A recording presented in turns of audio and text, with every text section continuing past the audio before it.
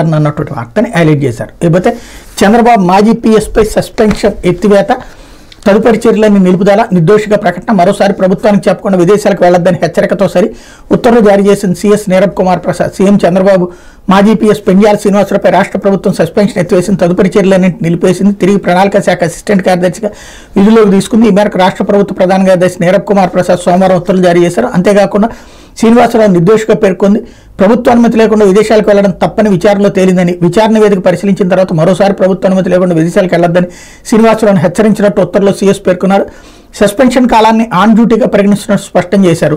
చంద్రబాబు మాజీ పీఎస్ పెండ్యాల శ్రీనివాసరావు ప్రభుత్వ అనుమతి లేకుండా అమెరికా వెళ్లడం సర్వీస్ రూల్స్ అతిక్రమించడమేనంటూ గతేడాది ప్రభుత్వం అతనిపై సస్పెన్షన్ వేటు వేసింది. 2014-19 మధ్య చంద్రబాబు సీఎంగా ఉండగా ఆయన వద్ద పీఎస్గా పనిచేసిన పెండ్యాల శ్రీనివాసరావు ఆ తర్వాత ప్రణాళిక శాఖలో అసిస్టెంట్ కార్యదర్శిగా పనిచేశారు.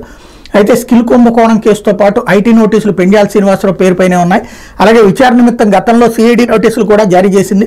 అయితే శ్రీనివాసరావు ప్రభుత్వానికి చెప్పకుండా అమెరికాకు పారిపోయారు. ప్రభుత్వ అనుమతి లేకుండా అమెరికాకు వెళ్లడం సర్వీస్ రూల్స్ను అతిక్రమించడమని ప్రభుత్వం స్పష్టం చేసింది. దీనిలో భాగంగా శ్రీనివాసరావుకి తిరిగి రాష్ట్రానికి తీసుకురావాల్సిందిగా గత ప్రభుత్వం నోటీసు పంపింది. అయితే శ్రీనివాసరావు రాకపోవడంతో సర్వీస్ నిబంధనల మేరకు ఆయన సస్పెండ్ చేస్తూ ప్రభుత్వం ఉత్తర్వులు జారీ చేసింది.